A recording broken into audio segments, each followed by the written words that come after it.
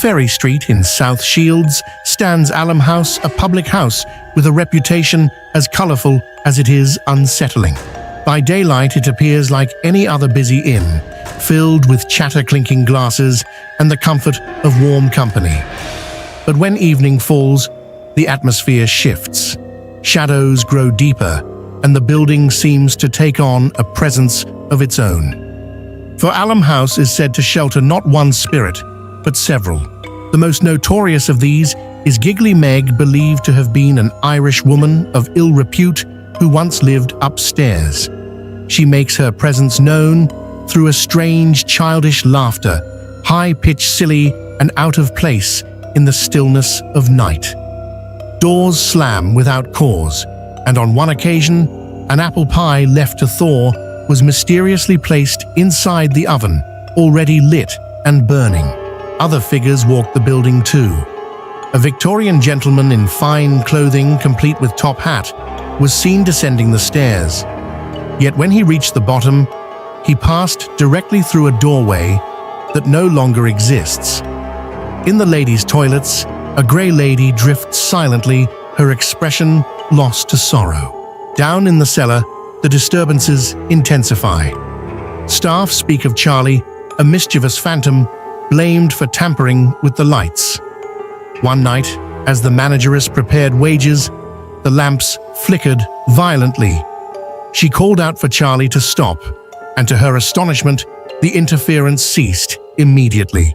Stranger still is the so-called phantom barman. Bottles have been flung from shelves, glasses rattled violently, and brass rails had to be fixed to restrain the invisible hand that delighted in hurling drink across the room.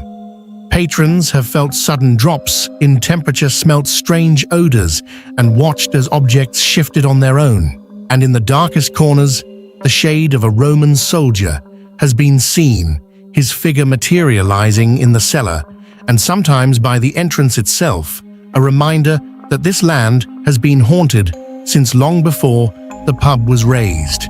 Alum House remains a place of laughter and company, yet beneath its beams, the echoes of centuries collide, and the inn seems forever accompanied by unseen guests. Jarrow Hall. Perched on Church Bank in South Shields, Jarrow Hall is a handsome Georgian building, now preserved as part of the town's heritage. Yet behind its elegant windows and quiet gardens lingers a story that draws the curious and unsettles the unwary. The hall is most often associated with Isabella Chator, remembered in whispers as the Grey Lady of Jarrow. She lived here in the early years of the 19th century, and her life was shadowed by melancholy. Though the details of her sorrow are uncertain, her spectral presence has been seen time and again within the house. Witnesses describe her most frequent appearances in the Oval Room, where she drifts silently as if still absorbed in private reflection. At other times, she is seen on the staircase, halfway up, pausing mid-step, before fading into nothing. From below, servants once reported the sound of measured footsteps above them, though the rooms were empty. The tread is slow, deliberate, and carries with it a weight that chills the listener. The kitchen, too, has been a place of disturbance. Objects are moved from their places, small items shifted or vanished, only to be found again in unusual corners. Staff have spoken of entering the room to find chairs oddly rearranged, as if someone had just risen from a meal unseen. One evening, a caretaker heard the clink of metal spoons stirring, though no pot simmered on the stove. Not all encounters are visual. Many describe a sensation of sadness that seeps into the air when passing through certain corridors. It is a heaviness difficult to explain, a pressing sorrow that leaves the visitor subdued long after leaving. Some say Isabella Chater's grief has clung to the hall itself, refusing release. By day, Jarrow Hall is bright with history, a place of education and community.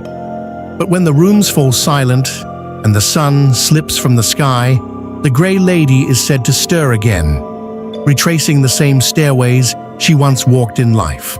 Perhaps she lingers out of longing, or perhaps she simply cannot bear to leave her home. St. Andrew's Churchyard. In the very heart of Newcastle, amid the bustle of Newgate Street, lies a place where silence clings. St. Andrew's Churchyard has stood for centuries, its stones marking generations of the city's dead. By daylight, it is a quiet corner, shaded by trees and surrounded by traffic and shops. But when dusk falls and the city grows dim, the churchyard whispers of another presence. For among the graves, a young girl has been seen. She wears a long, flowing dress that moves gently in the night air, though the ground beneath her is still. Witnesses describe her drifting slowly among the tombstones, her pale form, luminous against the darkness. She does not look toward the living, nor seek their attention. Instead, she seems absorbed in a world of her own, repeating a solitary walk among the dead. One passerby told of pausing at the railings one evening, glancing into the yard as the lamps flickered on. There, quite clearly, he saw the figure of a girl, her gown trailing as she moved between two headstones.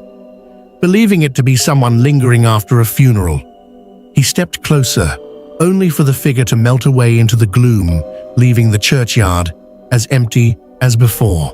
Others have spoken of a strange atmosphere that descends without warning.